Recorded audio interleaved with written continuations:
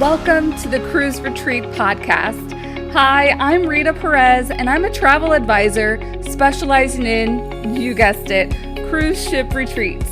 This podcast is for service-based entrepreneurs and corporate decision makers to learn more about staying everyone's favorite company with a cruise ship retreat. Ready to increase your client or employee retention? Listen in on this week's show. Hi, everyone. Welcome back to the podcast. I have a wonderful guest for you guys today. Her name is Shelley D. Smith. She is a best-selling author, consultant, and founder and CEO of Premier Rapport consulting firm. Her experience over the past 35 plus years has earned her reputation as the creator of the Culture Inquiry in businesses all along the East Coast and beyond. Her success stems from the strength of her personal approach, asking tough questions to hone in on pain points and areas of growth opportunity.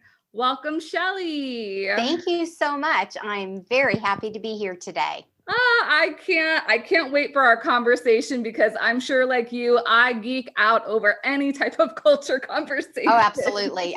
People say, "What's your passion?" I'm like, take it up a notch. I'm obsessed. So yeah, I may even have a little bit of an issue with it. yeah.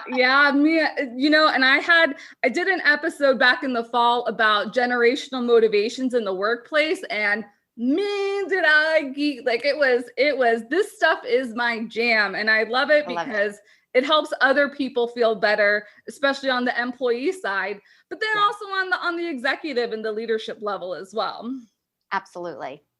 So to set kind of a foundation for people who are like, okay, we're going to talk about culture. And I know there's like stigmas about it, but what would you say really comprises work and company culture? It's a great question, often confused and overcomplicated. I'm all about keep it simple. I'm not about to tell you anything mind-blowing. The reality is when there's two or more people working together, there is an environment, a dynamic that starts to happen. That becomes the workplace culture. Mm-hmm. We can either do it deliberately. If not, it's going to happen organically. Yeah. I think you and I both agree we need to do it deliberately. Meaning, how do we communicate? What does right look like? How do we take action? What does right look like? How do we decision make? What does right look like? And those boundaries begin to get established. So plain and simple workplace culture is when there's more than two people working together, the environment, the dynamic between them becomes their culture. Mm-hmm. That I really like where you mentioned that it is deliberate and it is something that you consciously have to do. Like you're consciously making an effort to either make a right decision or a wrong decision within that culture. And which one are you going to pick and keep at that? Absolutely, because it's how we get it done, whatever it is. Mm-hmm. It's how we talk to one another. It's how we work with our clients, with our prospects. It's how we put programs together. It's how we problem solve. Our workplace culture is how we've defined how we get it done. Mm-hmm. So, what kinds of programs or initiatives do companies, like some companies with great work culture, what is kind of embedded in the thread of that culture that makes them have a really great culture? Well, the best way to get at it is to do it right from the beginning. So for companies who are small and in a startup phase, is that the owners, the board of directors, the founders have to come to the table with, again, how are we going to get things done here? Mm-hmm. So often you want to get a loan from a bank to start your business. You lay out the business plan, the mission, the vision, the values. What is 99.9% missing is the culture. You should also lay out, this is what my culture is going to look like. This is what it's going to feel like.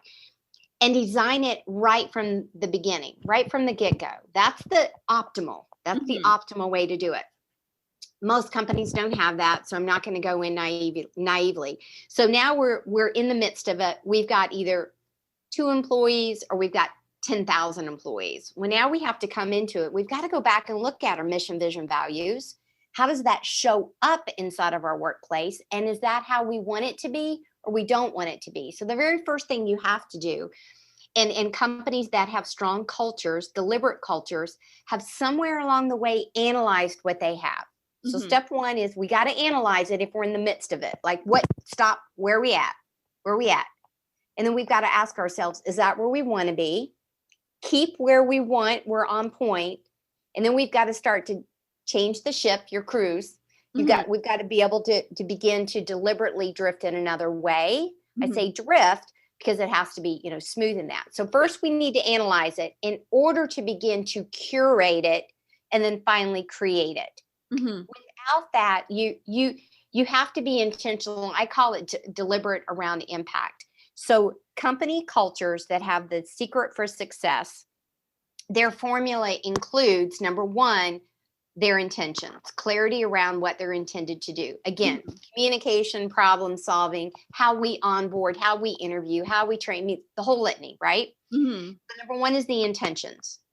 Number two is the measurement. How are we going to measure what right looks like? How do we know when we're there? So you got to have a benchmark, and then you got to have stops along the way, right? Yes. The process and the procedure and the performance in order to execute said measurement in the intentional way. How do we involve others? So what's accountability look like for myself and for all of my team members? And then how do we collaborate together? And then finally, how long does it take us, or the timelines or the tactics in order to get there? Yes. Companies that have defined cultures have gone through those processes deliberately, and they use them. It's the anatomy of workplace culture. They're doing it again deliberately. Yes. That means they're doing small group discussions. They're doing deliberate check-ins with their team members. They're defining what right looks like. They have a culture playbook, which is not a handbook. It's not policy and procedure. They have a playbook. A playbook is the guide of what right looks like. Okay. How do we say? How do we do? What do we feel? How do we show up? Those actionable words around the culture. It's not enough to say we're collaborative. We have a value of teamwork. We have a value of innovation. Okay, well, that's great. How does it show up? What's the last idea you implemented? I love that. How did you include the team on the implementation? What are the stories, the pictures, the videos around what right looks like? Company cultures that are strong and the employees love working there, they feel seen, valued, and heard. Those processes, those steps, those ingredients to form the beautiful recipe, which is the company culture, they've done those things deliberately. They may not call them what I call it, but they've done those things deliberately. When I go into a company midstream and they're either trying to reinforce it or to pivot, we have to come back to the playbook. I can't help you define what right looks like if you can't define it yourself. Correct. And oh, by the way, if I come to 5 people on your team and they define collaboration, communication, decision-making, innovation in a completely different way, we've got to define out of that what's the benchmark. Yes. Of how we do it and how we don't do it. Yeah. And that becomes our lane deliberately. So I know that was a really big, lofty, but that's it. That's it. No, That's it. I love you mentioning a playbook also, because I myself am all about tangible. Like, you hear all the big people, like, you got to provide value. Well, what does that mean? Like, tell me, what does that mean? In its simplest form, because if not, what your interpretation is different to mine. I think I'm adding value and you think I'm not. Yes. So yes, 10,000% agree. Yeah. 10,000% agree. Yeah. Now, before we got on, we were talking about how there's like, you can't just jump in to doing a cruise ship retreat if you don't have like that playbook and the foundation there. So kind of what are some maybe triggers that you would see within a good corporate culture that you could tell somebody who's consulting with you, I think it's time, or I think that's the right decision that you're going to move into? So first of all, any sort of retreat, we've got to understand what the goal of the retreat is, be it by land or be it by sea. Yeah. So number one is, what is the purpose of the retreat? What are we trying to solve or build on? That's number one. So literally, if you have a dysfunctional team, sure, take them on a retreat. But don't take the dysfunctional team on a retreat and think you're going to create strategies. No, you're going to take the dysfunctional team on a retreat in order to build the foundation of trust. The three-legged stool we were talking about before.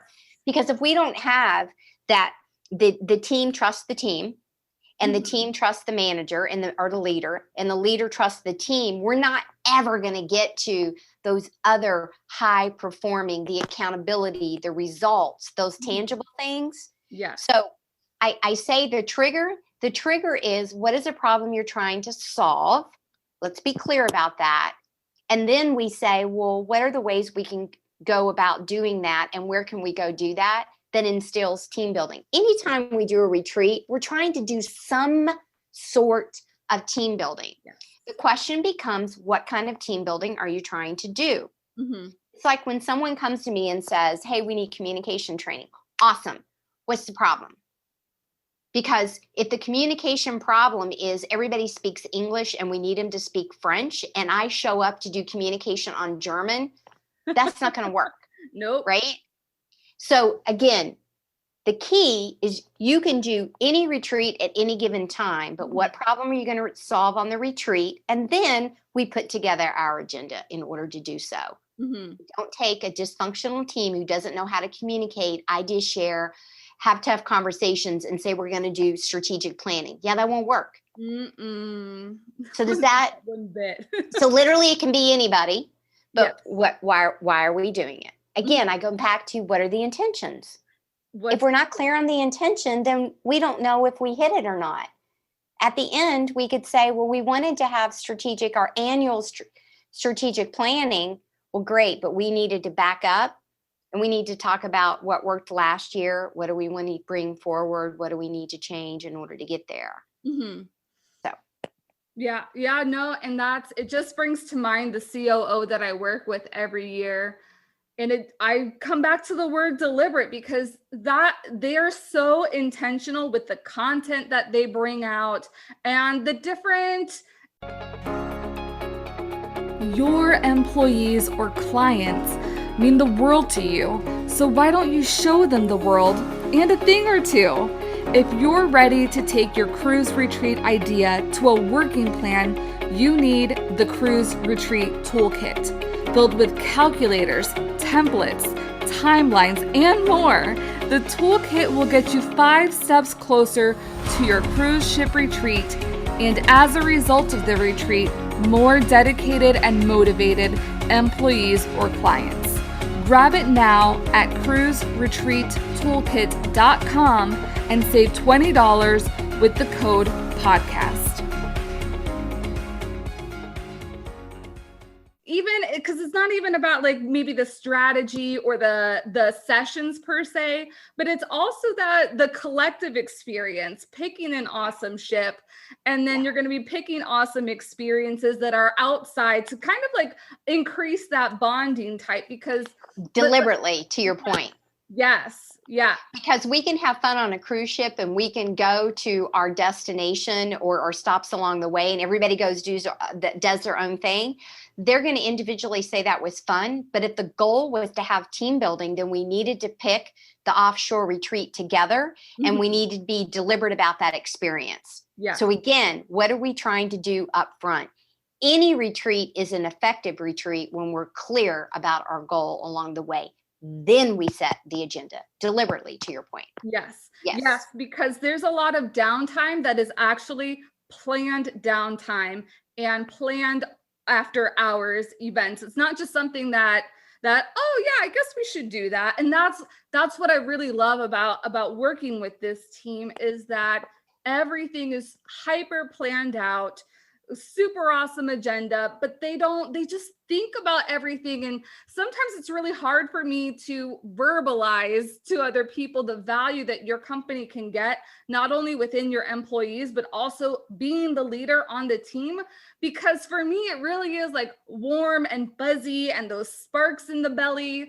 which that's the feeling that I want everyone to get. But I know there's a lot of people who are like more data driven and they Yeah. want the numbers and the tasks, but sometimes it's just not about that.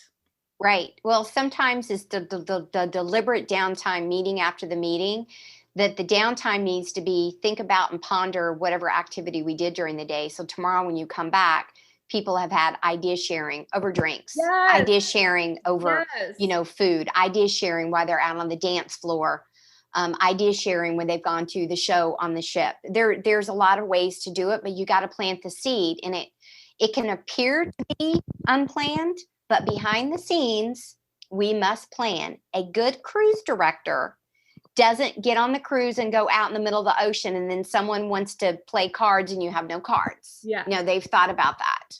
So yes. Yes. No, love it. So what elements do you think are critical to a retreat's success?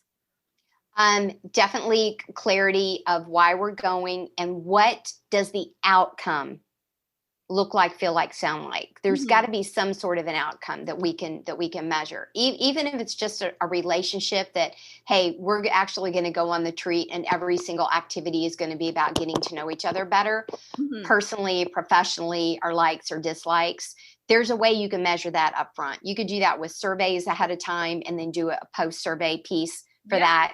And then there's the tangible results. If you are doing strategic planning, where you are when you go into it, and after you come out 30 days later, did it get implemented or not? Like where are you at? So it has to be actionable, and we have to know where we're starting so we can measure it again on the backside, because if not, then it becomes, I want it to be objective versus subjective, meaning I want it to be measurable versus not, because if not, I might think, oh my gosh, that was amazing. And you're like, that's 7 days I'm never going to get back.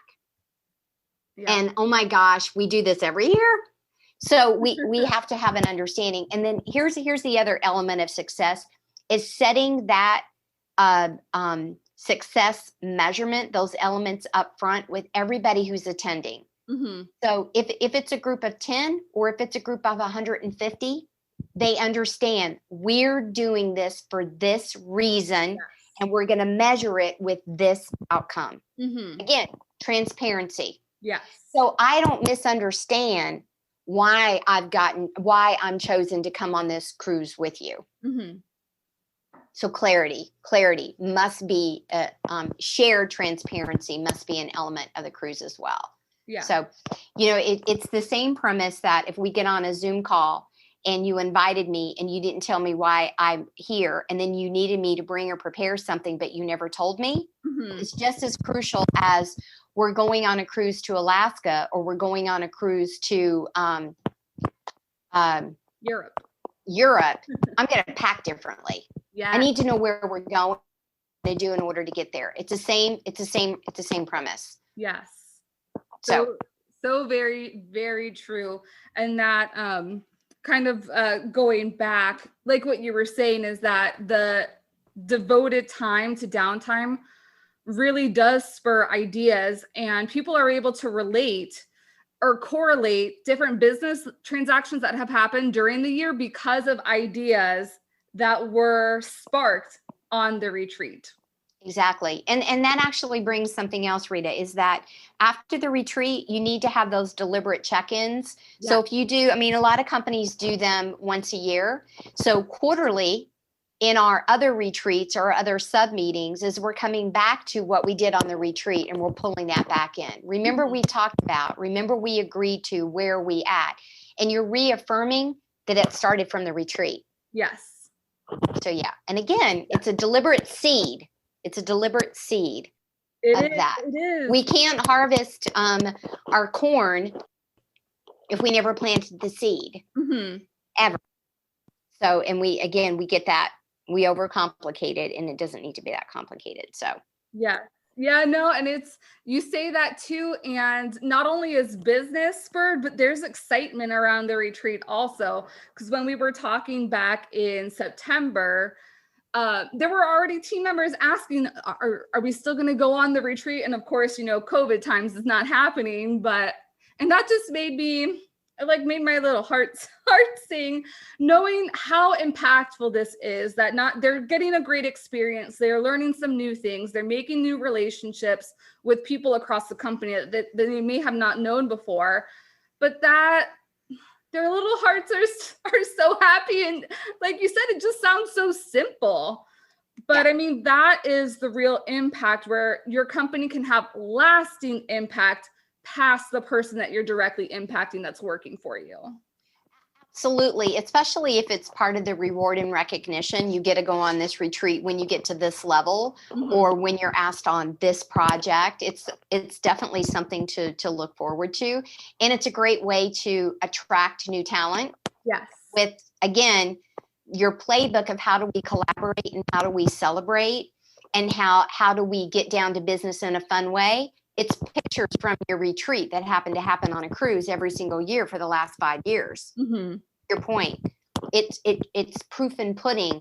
It's not just a value of fun and collaboration and innovation, but here's videos and pictures of us actually doing it. And it's the team in the boardroom on the cruise working together. So, it's the deliberate, it's the visual, not just saying that we're doing it. We're making it actionable. For that. So, yeah. And we're prepping each other too, that, every year we do this. So when you know that it's getting close, it's just like when it's time for budgets, we all start to prepare for the budget in a different way. It's the same thing for the momentum of the retreat. And that's the other thing I want to emphasize for the viewers and listeners, is that every retreat it can have a continual theme of, maybe it is strategic planning, but it doesn't have to be that way. Yeah. It can start with the fundamental. I'll go back to what I said earlier. What's the pain point? And then next year you build on that. And next year you build on that, and you build on that, and build on that. So exactly. And it's not one size fits all what you do with your retreat. You can build it to fit your needs and add it to where the best strategy is for your playbook. Absolutely. And having outside factors to help you facilitate that is a key element as well. And I don't say that for a shameless plug for myself, because there's a multitude of facilitators that you need to have the organizer for all of the details, and you need to have the unbiased person that's helping you facilitate and maneuver through tough conversations, and to be able to pivot. If you get in the midst of the cruise and now all of a sudden you realize you're not going to be able to do the agenda you thought, now you need somebody who's professional and able to pivot with grace and still come out with a huge win. So that's a very important element to have in any retreat. But certainly a retreat when you're out in the middle of the ocean, and you can't just go, hey, can you drive down to the Outer Banks because we messed up our agenda and we need somebody. Exactly. Well, I don't know. If it's a multi-billionaire, if it's, Bezos, he wants to fly me into the middle of the ocean, I'm down for that too. Yeah. I love that. Thank you so much, Shelley, for being on. How can people stay connected with you and follow you? Well, I'm on every social media, I think, known to man. So I'm going to keep it simple and say, just go to my website, because all of the icons are there. Okay. PremierRapport.com. So that's PREIMER and then RAPPORT, PremierRapport.com. And then you'll be able to find me on LinkedIn or Facebook or Clubhouse or Instagram or Twitter. And of course, the podcast as well. So that's the easiest way. Yes. Awesome. Well, thank you so much. And thank you, everybody, for listening in. I will see you next week. Have a great week. Thank you for joining me on the Cruise Retreat podcast. Please subscribe and leave the show a rating on your favorite podcast platform. And don't forget to take a look at the show notes for important information and links. See you next week.